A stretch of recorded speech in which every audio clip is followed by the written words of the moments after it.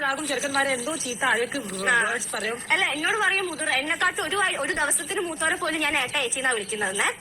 എന്നിട്ട് ഓളനെ പറയും രേണു ചേച്ചിനെ എന്നാ പറഞ്ഞു തേൻ മുഖത്ത് നടക്കണം ഇങ്ങനെയൊക്കെ ഇത്ര അവളെ നാഷണൽ ടെലിവിഷനിൽ അവളുടെ ഇത്ര ബേസ്തി ചെയ്തു. ബേസ്തി എന്ന് വെച്ചാൽ ബേസ്തി മീൻസ് അവളുടെ മറ്റേത് എനിക്കറിയാം.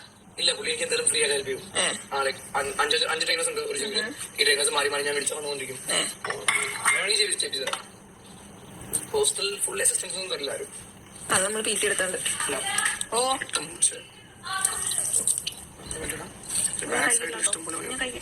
ഞാൻ കഴിക്കുന്നു ദ്രവിച്ചില്ല. അവിടെ ഒരാള് പുറത്ത് കാണുന്നുണ്ടല്ലോ.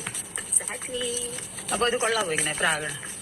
എല്ലാ ചെറുക്കന്മാരും പറയും നിന്റെ വൈഫ് നിന്നെ വിട്ടു പോകും, നിന്റെ പെണ്ണിനെ എങ്ങനെ ഡിവോഴ്സ് ആകും, നിങ്ങളുടെ ഫാമിലി നിന്റെ ചെക്കന്റെ വീട്ടിൽ കേറ്റൂല, തനി സ്വഭാവം മനസ്സിലാക്കിയിട്ടുണ്ടാവും. അത് കൊള്ളാവോ?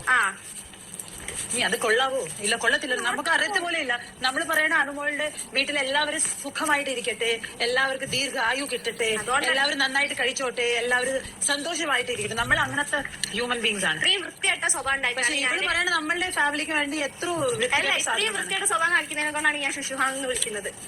അയ്യോ അത് ഇച്ചിരി കൂടി പോയി. അത് പറയാം. അത് നീ എങ്ങനെ പറഞ്ഞു?